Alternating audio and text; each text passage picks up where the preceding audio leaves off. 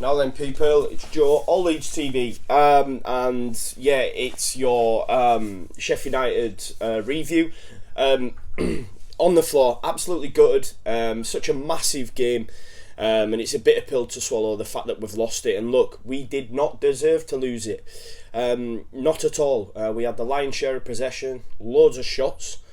None of them on target, but we had loads of shots. Do you know what I mean? And I just don't think Sheffield United deserved to win the game. A point possibly could have been fair, but on reflection, we should have won the game. You know, we've had so many opportunities, and the difference between the two sides is how clinical Sheffield United were, because they've had one shot on target and they get one goal. We've had 17 shots on total and none of them on target. And it wasn't as if they were not decent chances, because they were.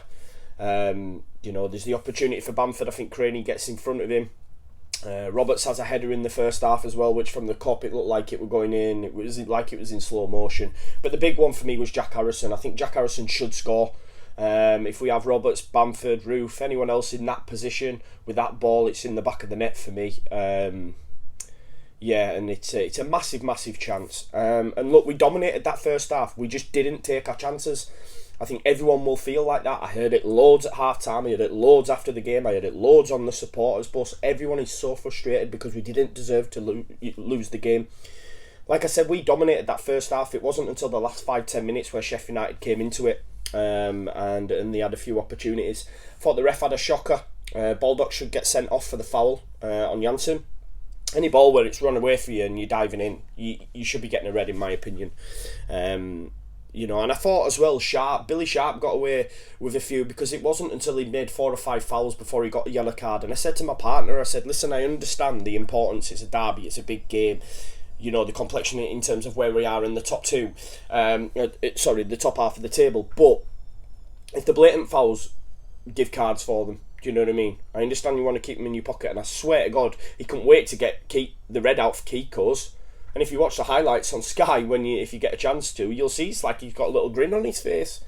But yeah, listen, Sheffield United, they didn't come into it until the last 5 or 10 minutes. There was a chance for McGoldrick, a chance for Basham. I thought Basham played really well. He was one of the standout performers into that first half when they did go forward, and ultimately he's the one who gets the goal, and he showed flashes in that first half. But McGoldrick has a header. I thought flex corners were dangerous, lofted in, just right height, ready for someone to attack them. That second half, I was turning the other way because I was so nervous in them corners. I thought Fleck had a great delivery. But ultimately, you come out, you know, you go for your fag, you go for your beer, whatever, and you think, right, okay, it's not one of them where you think we're going to definitely win this game, because you know it's tight, it's on a knife edge.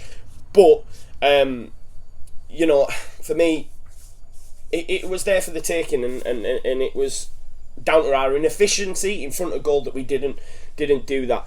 But the second half comes around, as I say, and there's further opportunities for Leeds United. 60th minute, some great work down the right, and as I say, I'll touch on the right later on. I thought the substitutions hampered what we were doing down the right. I think the majority of our better play come from the right, and it was a lovely lofted ball from Pablo through to Click, who cuts it back. It was great vision to see Roberts. I'm over in that corner and I'm thinking Roberts is begging for that ball. He manages to pick him out. He has a wicked shot and it bounces off the post.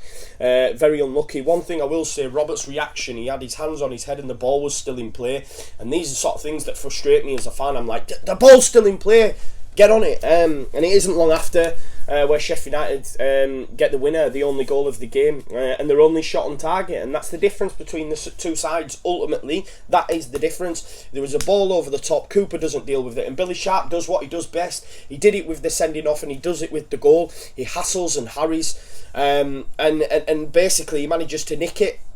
Passes it across to Basham, and I touched on Basham earlier. I thought he had a really good game, and he has an effort and goal, and like I say, a bit of a sliding effort. I thought, could Casilla have done better with it? I'm not sure, but it ends up in the bottom corner, and Sheffield United, you know, go in front.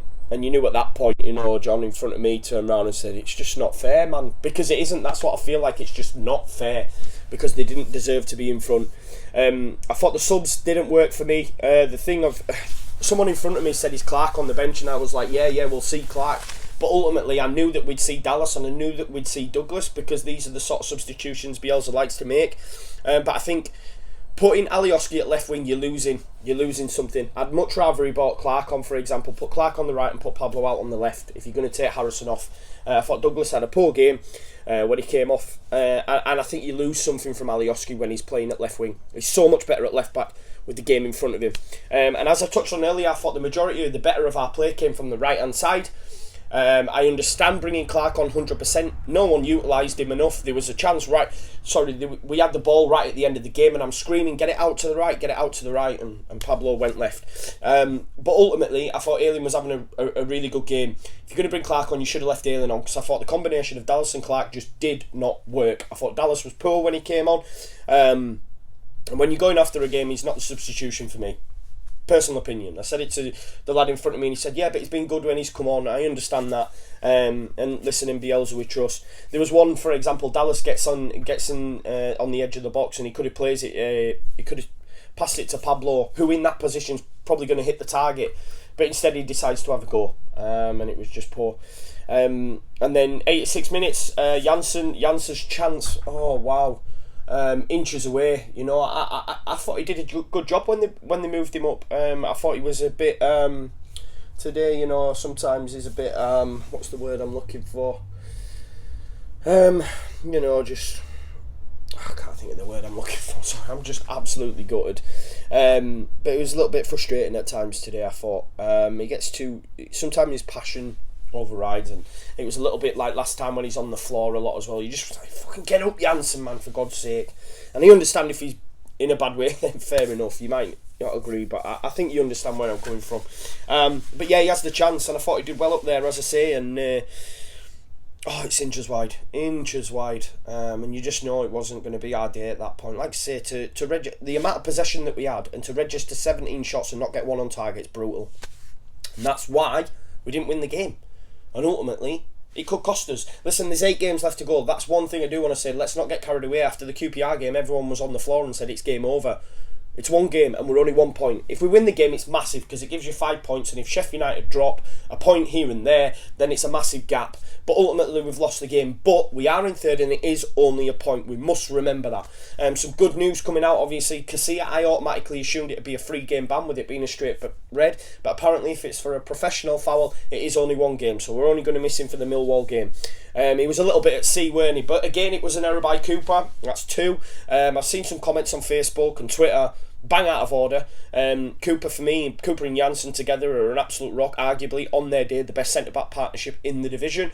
But he did make some errors, and it was like Cooper of old. You know, the first one, he doesn't deal with it, and Billy Sharp does what he does best. The second one, he just swings a leg at it. I don't know what he's trying to do. I think he's trying to pass it to KP, obviously, but it ends up going in the air. He sells KP short. Billy Sharp, again, does what he does best, latches onto it, hassles Harris, goes through, and Casilla brings him down. And I think Bielsa said he might try and appeal it, but we ain't going to get an appeal from the EFL. And ultimately, yes, there was players coming round to get it, but I think that red will stand and it'll be 1 game we'll be without him. But yeah, it just wasn't our day. Look, and like I said, Cooper didn't have the best game. Someone said on Facebook, actually, and this is why I wrote it down, someone said, do we think we should drop him? Have a day off. You're having an absolute mare if you think Cooper's getting dropped from that side for this game. He made 2 errors, yes. 1 for the goal and 1 for a red card. It sort of cost us.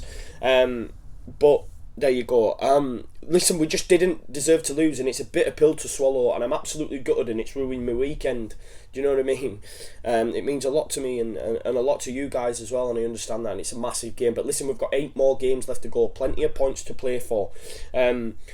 I don't know if there's an issue with Pontus's knee. It seems there might be an issue with Pontus's knee. We're going to have BPF in goal for Millwall. And every game now is a massive must-win because we're now relying on other teams doing us a job. So it's going to be a case of looking at the other teams and them fixtures. But listen, Sheffield United, I think they've got 4 games at home and they're absolutely solid at home. And they haven't conceded in 6 now, I think it is. So, you know, it's going to be a hard slog, but you know, we can do it. It still is our time. But look, well done to Sheffield United. They didn't deserve it. They might say we didn't deserve the first result at their place, but it is what it is. We've lost the game. There's 8 left to go. We can still do this. It is our time, believe me. But thank you for tuning in, guys. Make sure you like, share, subscribe, and let me know your thoughts on the game. Did the ref have a poor game? Should Baldock have been sent off? You know, Too many missed opportunities. Should Harrison score? For me personally, yes, he should score. What do you think of Cooper's errors? Let me know. Make sure you check out Conor and Oscar's videos as well. But thank you so much for tuning in, guys. Keep the faith. 8 games left to go. We can do this, man. Leeds, Leeds, Leeds.